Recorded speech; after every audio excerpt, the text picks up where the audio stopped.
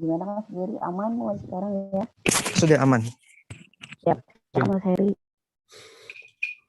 Baik, terima kasih. Assalamualaikum warahmatullahi wabarakatuh. Selamat malam. Salam sejahtera untuk kita semua, rekan-rekan media yang saya hormati, para narasumber pada konferensi pers malam hari ini.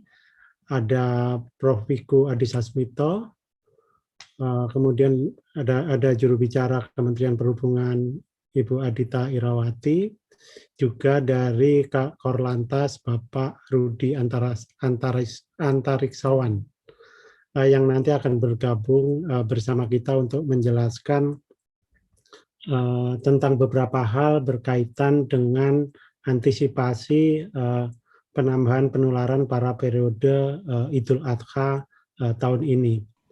Bapak Ibu semua, selain yang hadir di sini, tadi juga hadir sejumlah pejabat dari Kementerian Perhubungan. Saya sapa juga ada Pak Novi tadi dari Dirjen Perhubungan Darat. Selamat malam Pak. Nanti bisa juga menambahkan jika diperlukan ketika menjawab pertanyaan-pertanyaan wartawan.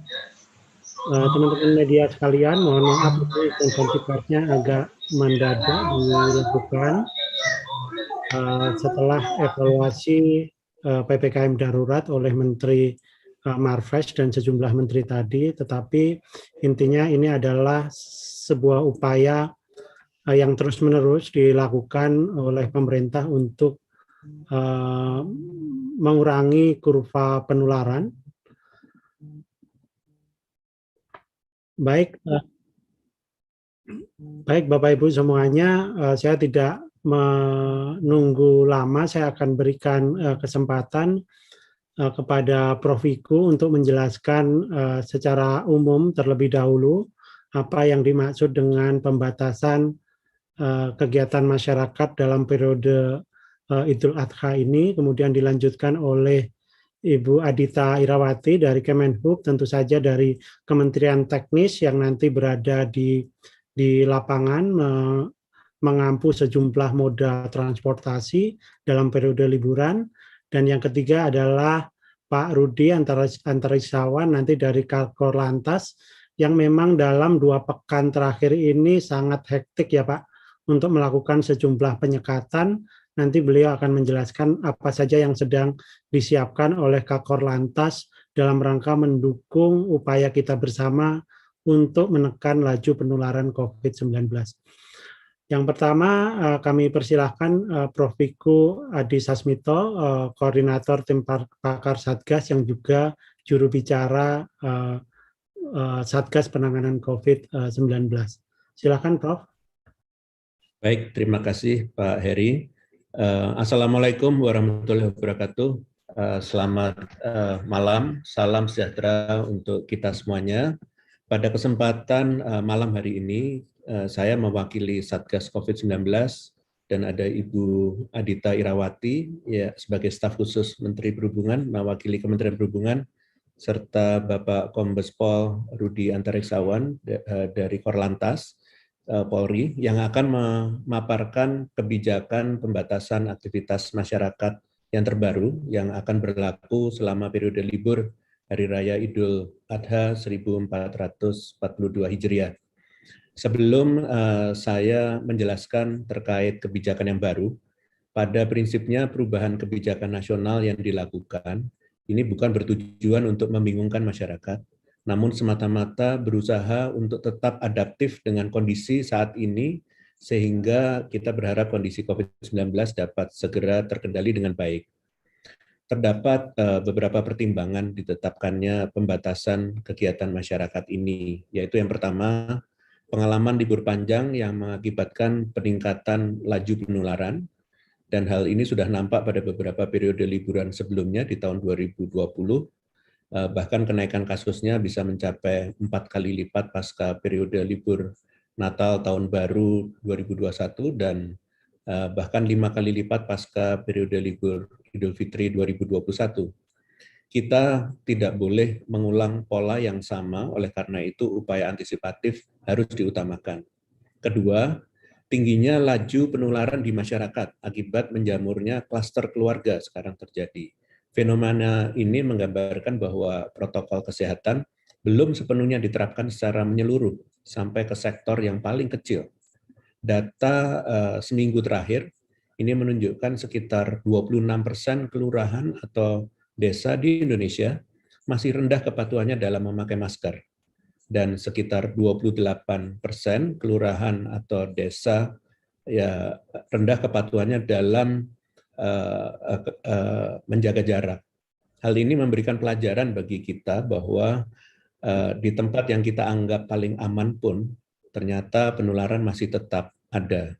Ketiga, optimalisasi fungsi Satgas atau pemerintah daerah setempat dalam mengendalikan kasus sesuai kondisi COVID-19 masing-masing. Pemerintah telah mengeluarkan penetapan kondisi per daerah secara nasional dengan pedoman dan target pengendalian spesifik melalui instruksi Menteri Dalam Negeri yang berlaku di tahun 2021. Untuk itu, perlu adanya upaya memastikan bahwa implementasi kebijakan di lapangan sesuai dengan peraturan yang berlaku.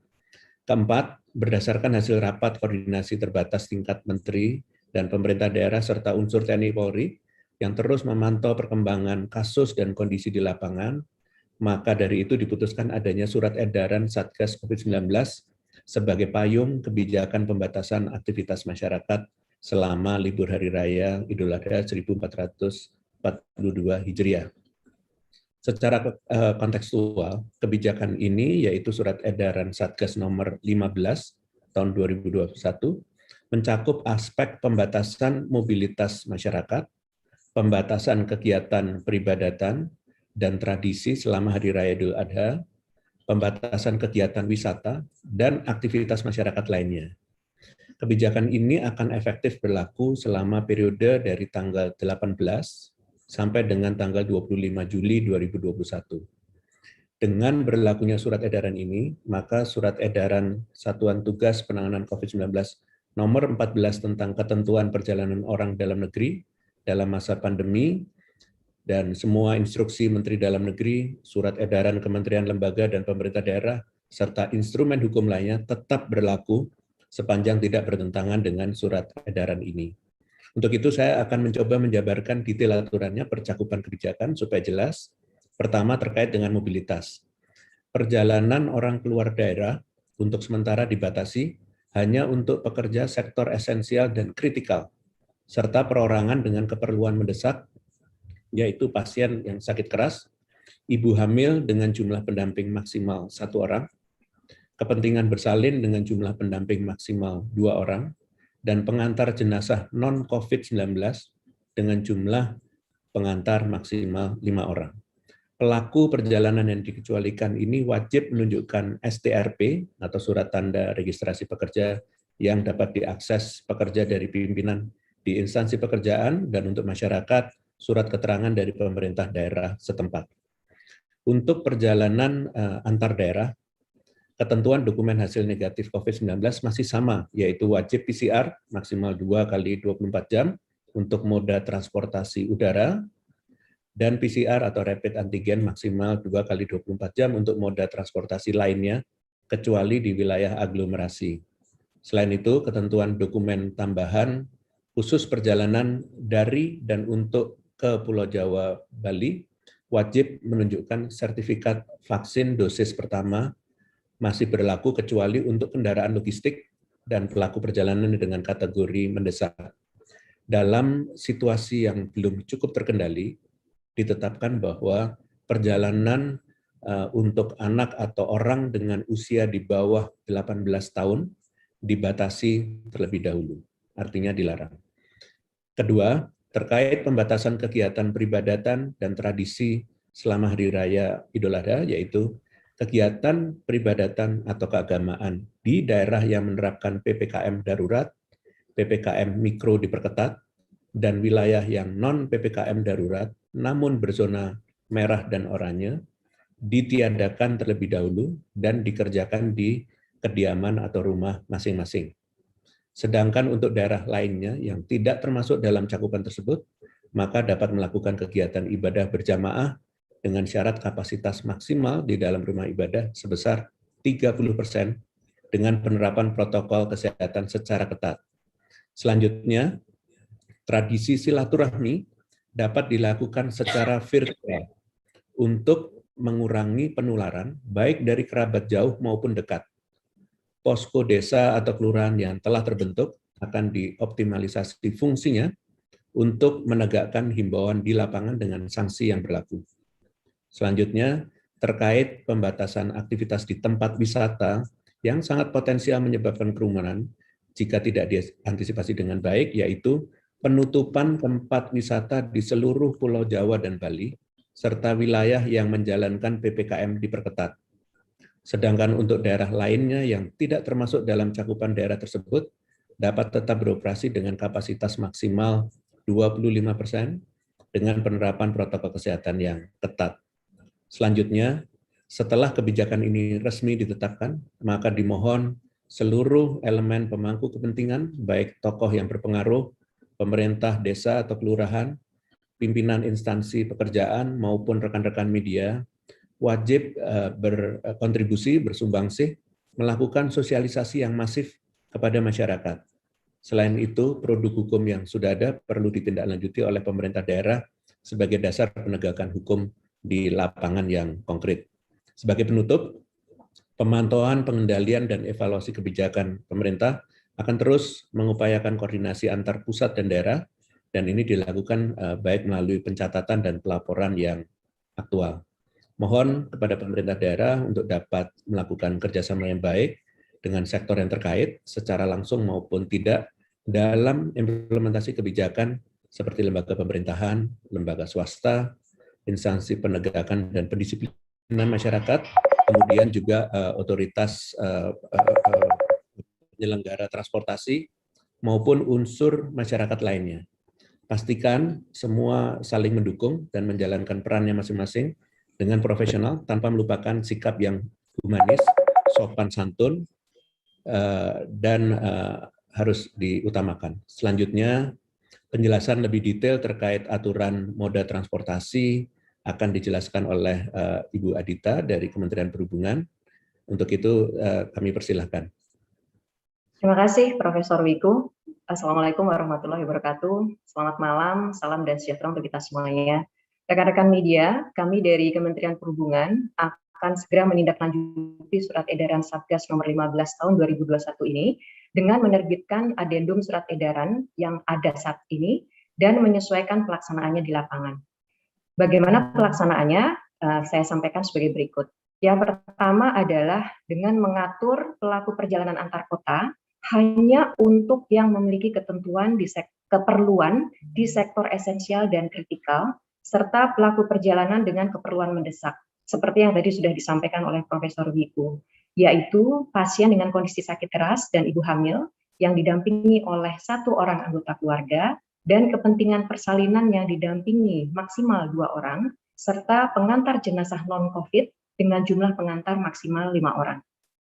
Ini berlaku untuk perjalanan menggunakan transportasi umum di semua moda, baik di moda udara, laut, darat, dan kereta api, dan juga berlaku untuk kendaraan pribadi.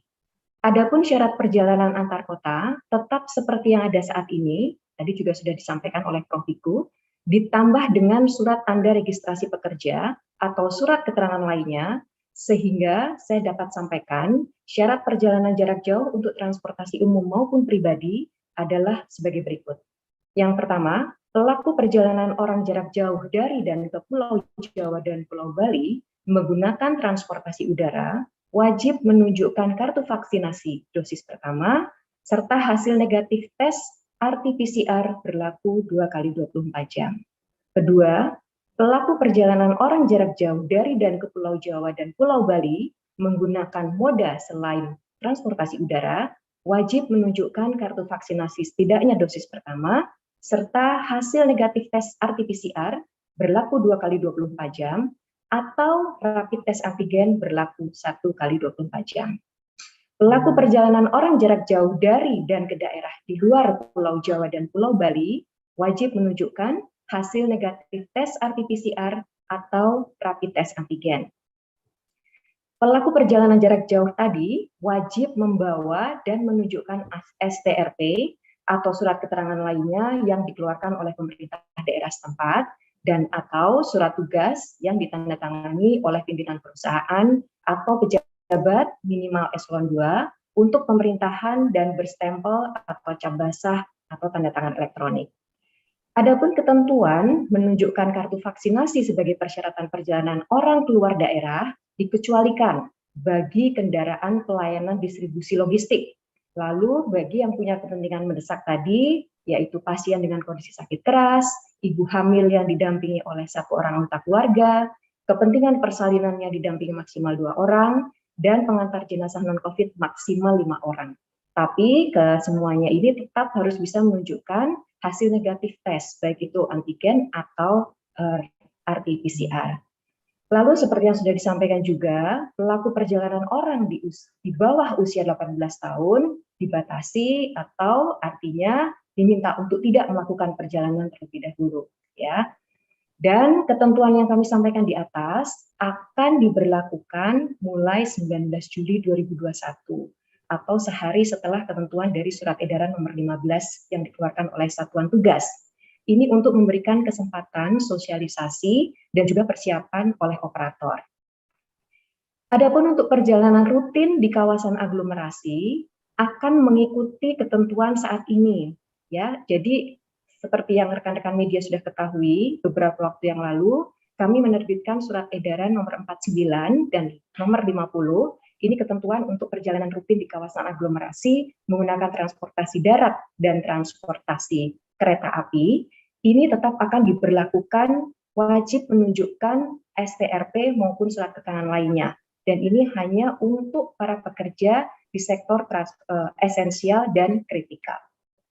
Kami juga akan memberlakukan pembatasan kapasitas transportasi yang memang sudah berlaku saat ini, baik itu untuk kendaraan umum maupun pribadi, dalam rangka memastikan adanya jaga jarak di moda transportasi.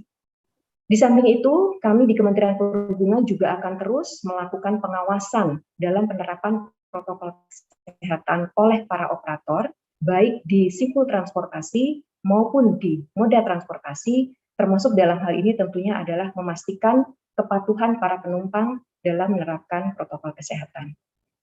Dalam melaksanakan pembatasan perjalanan orang dalam negeri ini, Kementerian Perhubungan akan bekerja sama terus-menerus dengan semua unsur termasuk kementerian dan lembaga terkait, khususnya adalah TNI Polri, pemerintah daerah melalui Dinas Perhubungan setempat, satuan tugas daerah, dan juga tentunya operator prasarana dan sarana transportasi.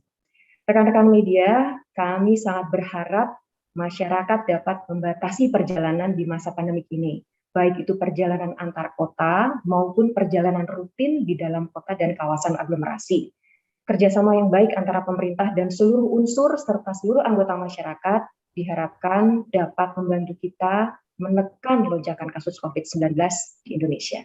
Demikian yang dapat kami sampaikan. Terima kasih. Assalamualaikum warahmatullahi wabarakatuh. Saya kembalikan pada Prof. Wiku. Baik, terima kasih Ibu Adita. Selanjutnya silakan Bapak Kombes Rudi Antareksawan. Terima kasih. Assalamualaikum warahmatullahi wabarakatuh. Yang kami hormati Prof. Wiku, Bu Adita, Pak Iri, dan yang mulia Bapak Dirjen Udar, dan rekan-rekan wartawan semuanya.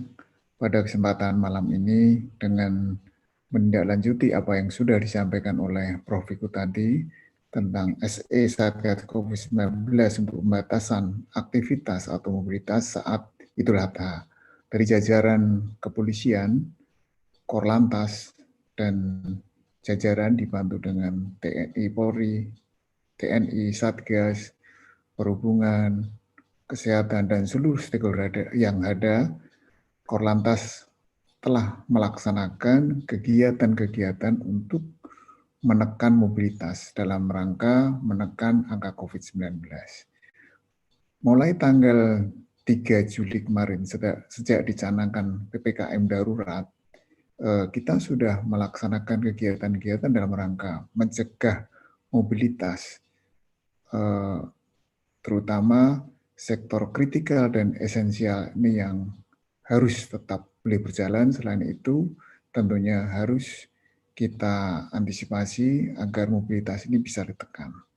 Kita sudah menggelar kegiatan-kegiatan pencegahan itu dengan mendirikan pos-pos atau lokasi-lokasi penyekatan dengan pola ring 1, ring 2, ring 3, baik di tingkat provinsi, kabupaten, sampai ke kecamatan, dan sampai ke pemukiman-pemukiman.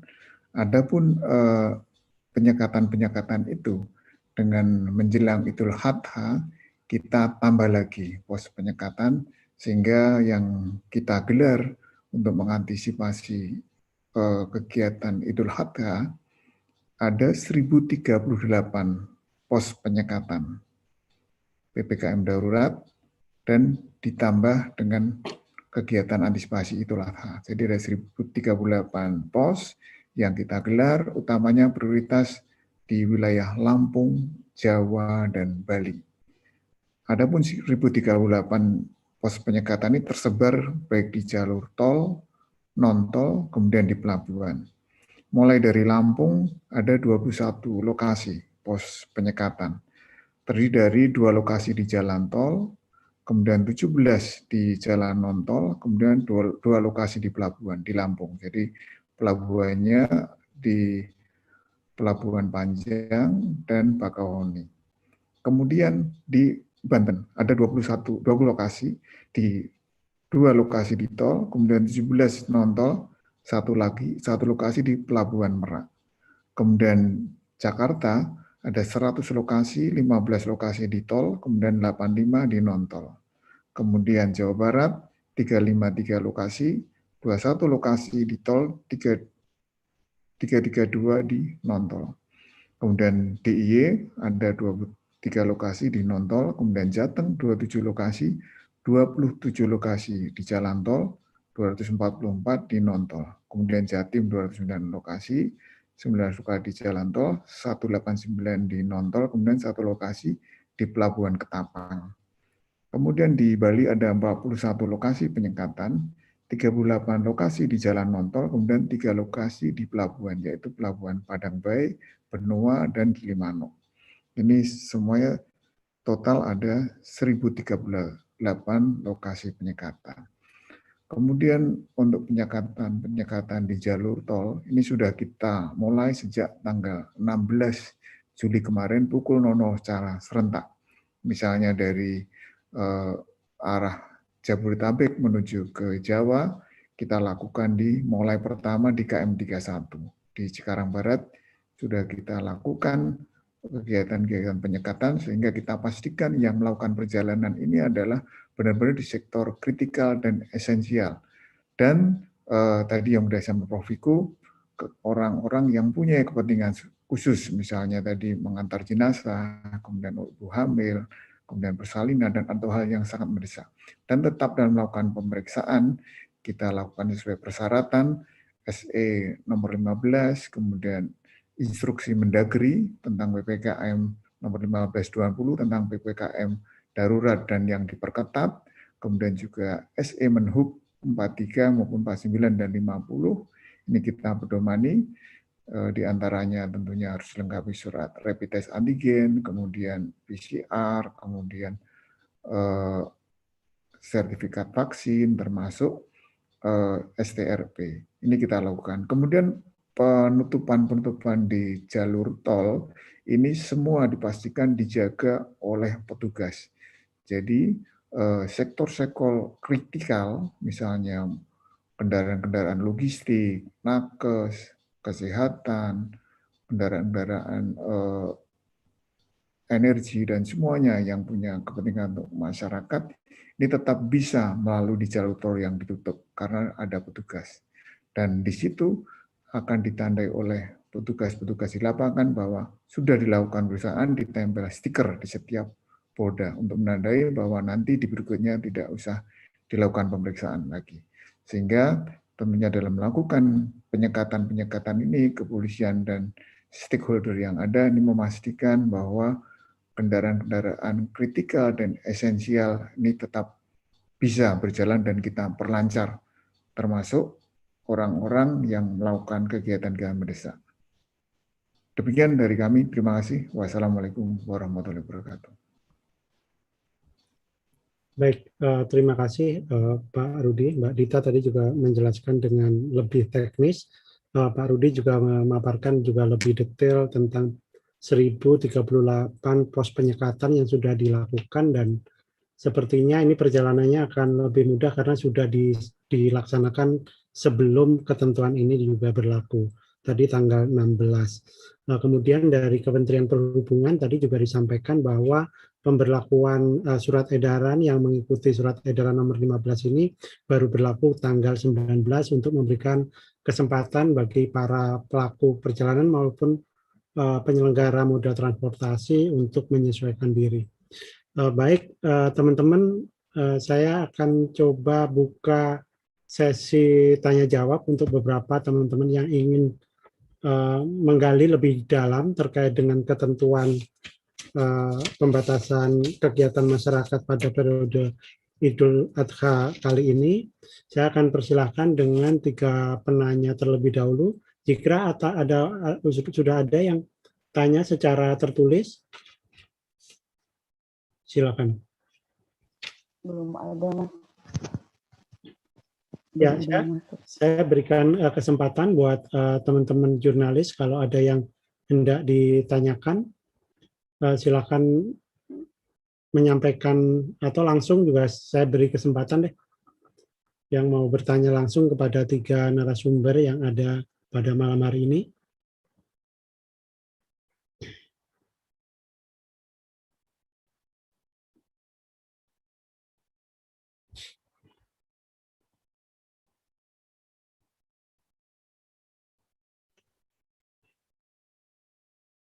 Silakan.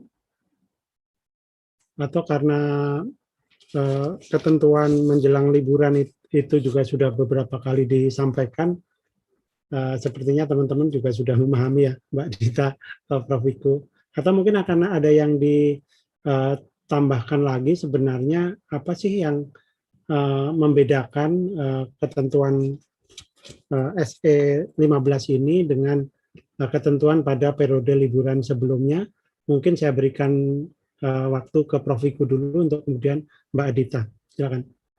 Ya, baik, terima kasih Pak Eri. Jadi yang utama kan kita belajar dari pengalaman sebelumnya dengan libur panjang, terutama dengan Idul Fitri, peniadaan Idul Fitri kemarin, dan ternyata tetap memicu karena ada beberapa orang yang memaksakan tetap untuk melakukan lewat jalan tikus dan seterusnya, sehingga akhirnya terjadilah bobol sekarang ini. Jadi untuk itu kita minta bahwa betul-betul orang tidak pergi ke luar daerah. Orang kalau di dalam kediaman juga memastikan dengan protokol kesehatan yang ketat, karena penularan di tingkat rumah tangga sekarang cukup tinggi, klaster keluarga menjadi banyak sekarang. Jadi kalau satu orang kena, akhirnya kena yang lain, dan biasanya di dalam rumah ini ada yang usia tua, usia lanjut, dan akhirnya tertular karena biasanya komorbid dan fatal. Inilah yang harus kita hindari supaya melakukan silaturahminya virtual saja. Ini dalam rangka betul-betul menghindari jangan sampai terjadi penularan.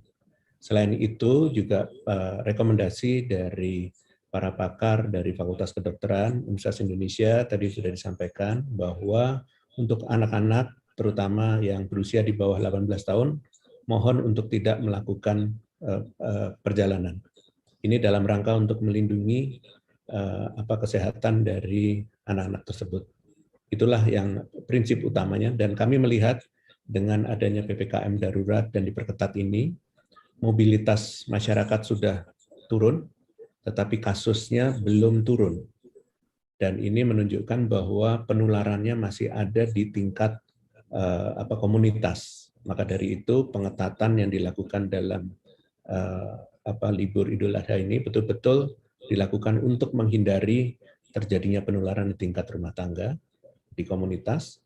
Maka dari itu pembatasannya lebih ketat. Harusnya kalau dengan 2 ini kita berhasil, harusnya kasusnya bisa turun. Maka dari itu kami mohon kepada seluruh warga, terutama di RT, RW, kelurahan, desa, untuk betul-betul ikut partisipasi di dalam posko PPKM Mikro, dan memastikan peran-peran untuk melakukan pencegahan, penanganan kalau ada yang sakit, dan pembinaan, pastikan semua disiplin untuk protokol kesehatan. Jadi tidak hanya sekedar menggunakan, tapi betul-betul menggunakannya dengan benar. Sehingga betul-betul kita terlindungi, yang lain juga terlindungi. Demikian, Pak Heri. Ya, terima kasih Prof. Wiku. Jadi klaster keluarga ini mungkin juga didorong oleh varian baru ini ya Prof ya, penularannya juga lebih mudah dan cepat. Kemudian tadi anak-anak di bawah 18 tahun untuk sedapat mungkin tidak diajak bepergian. Kemudian apalagi sekarang kondisinya mobilitas sebenarnya sudah turun ketika PPKM darurat ini, tetapi kasusnya belum menunjukkan tanda-tanda penurunan. Tentu ini menjadi peringatan buat kita semua untuk jauh lebih berhati-hati. Kemudian silakan Mbak Adita mau menambahkan. Ya, terima kasih Mas Heri. Begini, jadi dengan adanya surat edaran nomor 14, ini surat edaran sebelumnya yang diterbitkan oleh Satgas, kami juga sudah menurunkannya dalam surat edaran Kementerian Perhubungan ya, untuk semua moda transportasi.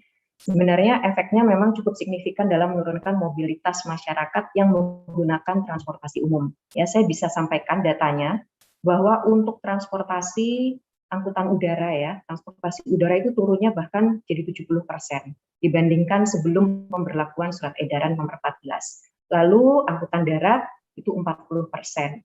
Angkutan penyeberangan hampir 40% ya, 39%. Angkutan laut turun 40%, dan angkutan kereta api antar kota atau perkotaan bahkan sampai 80-an%. Dan KRL pun juga setelah dilakukan penerapan terkait dengan adanya syarat STRP atau surat keterangan hanya pekerja esensial dan kritikal saja, itu juga turun sampai 58%. Jadi sebenarnya mobilitasnya sudah turun signifikan.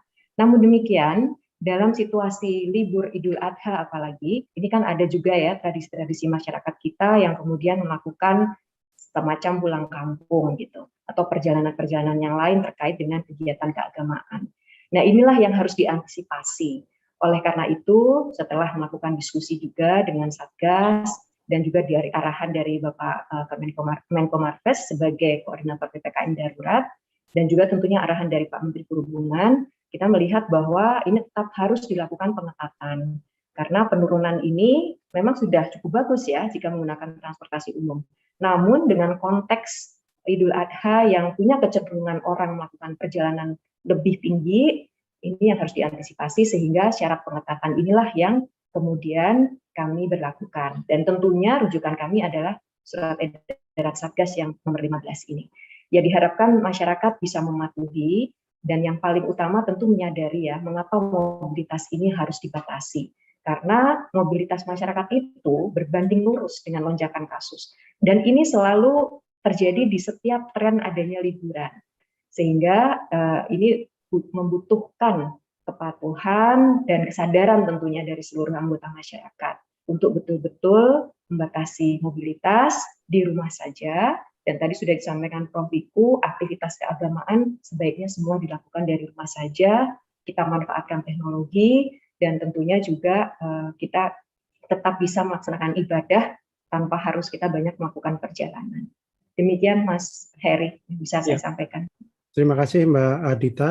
Mbak Adita bercerita soal pengalaman pembatasan pada libur sebelumnya. Memang ini diharapkan juga bisa terus mengakselerasi penurunan mobilitas ya. Tadi 70% di udara, 40% di darat, 39% di penyeberangan, bahkan di KRL ada 80%. Baik, pertanyaan terakhir untuk Pak Rudi ya, mungkin bisa dijelaskan sedikit apa kemudian yang membedakan dengan pelaksanaan PPKM darurat yang sedang berlangsung ini, kemudian dengan keluarnya SE baru ini terkait dengan pembatasan kegiatan masyarakat pada periode libur Idul Adha. Silakan. Terima kasih Pak Heri. Jadi untuk mulai tanggal 3 kemarin untuk PPKM darurat, ini tentunya prioritas kepada mobilitas yang berada di provinsi, perkotaan-perkotaan, kecamatan ini benar-benar kita sekat. Namun untuk mengantisipasi Idul Adha ini berarti kan berpotensi masyarakat yang ingin mudik atau bersilaturahmi cukup tinggi. Sehingga perlu kita tambah pos-pos penyekatan khususnya di jalur tol, kemudian jalur arteri juga kita tambah, yang sebelumnya itu hanya 600 sekian, hampir 2 kali lipat kita tambah. Dan ini tentunya agar benar-benar masyarakat yang ingin melakukan perjalanan yang tidak ada kepentingan atau non-esensial, non-kritikal, ini benar-benar bisa ditahan atau ditunda. Dan tadi disampaikan bahwa memang mobilitas ini kalau kita lihat ini sangat signifikan turun ya, namun juga yang kita lihat itu yang masih agak lumayan itu di pinggiran, ya di pinggiran-pinggiran. Oleh karenanya ini perlu potensi-potensi masyarakat, mari kita ajak sama-sama di RT, RW, kemudian tokoh-tokoh masyarakat, kita ajak semuanya, termasuk potensi-potensi masyarakat, komunitas-komunitas, benar-benar mengurangi pergerakan-pergerakan. Kalau di jalur tol kami terus melaksanakan pemantauan dan terus meminta data-data dari Jasa Marga. Memang mulai tanggal 3 ini untuk jalur tol yang masuk dan keluar Jabodetabek ini sangat signifikan dari tanggal 3 sampai tanggal 16. Ini sebelum itu ada 1.900.000 sekian, 69, kemudian dievaluasi untuk dari tanggal 6 sampai 16 ini 1.100.000. Rata-rata mengalami hampir 40% penurunan. Ini untuk yang masuk Jakarta. Kemudian yang keluar Jakarta juga sama, ini juga mengalami angka yang cukup signifikan. Kami sampaikan juga sama, hampir 40%. Nah, ini dan kita juga tadi siang melakukan pemantauan patroli udara dengan Kabahar kami juga, dan benar-benar di jalur tol ini sudah mengalami penurunan dan kita jumpai hanya banyak kendaraan-kendaraan logistik. Mudah-mudahan ini bertahan terus sampai Idul Adha, kemudian setelahnya ini juga demikian, kemudian juga di jalur-jalur arteri pun demikian. Harapan kita semuanya mobilitas turun sehingga COVID ini benar-benar juga bisa turun. Tadi sampaikan Prof. Wiku, ini klaster-klaster yang kecil keluarga ini yang perlu kita tekan. RT, RW, pemukiman. Terima kasih. Baik, terima kasih Pak Rudi. Pak Rudi tadi menjelaskan bagaimana upaya untuk penyekatan maupun pembatasan mobilitas dari kendaraan ya, jalan tol juga sudah mengalami penurunan sekitar 40%, sehingga prakondisi yang dalam PPKM darurat tadi semoga semakin baik lagi dengan adanya SE baru ini ya, yang kemudian secara lebih rigid mengatur aktivitas masyarakat. Baik Bapak Ibu, saya akan segera akhiri konferensi pers malam ini karena sebagian teman-teman mungkin juga sudah malam, tetapi saya rasa habis ini kami juga menyebarkan siaran pers untuk Bapak Ibu semua, nanti akan kami kirimkan melalui jalur-jalur yang ada yang kami miliki. Baik, saya ingin mengucapkan terima kasih kepada Prof. Wiku atas waktunya, kepada Bu Adita Irawati, dan juga tentu saja Pak Rudi Antariksawan. Terima kasih teman-teman, sampai jumpa pada konferensi pers berikutnya. Selamat malam, salam sehat, jaga kesehatan, jangan kemana-mana dan di rumah saja. Wassalamualaikum warahmatullahi wabarakatuh. Waalaikumsalam warahmatullahi wabarakatuh. Terima kasih Bu Adita. Terima kasih Prof. Wiku. Ya Prof. Ya, Pak Rudi, makasih. Terima kasih Bu. Mas Heri, Suwon. Adita. Ya. Pak Jun, terima kasih. Pak Novi. Terima kasih Pak Zulma, Pak Danto, Pak Jun, Pak Novi, Pak Novi, Pak Safandri, terima kasih.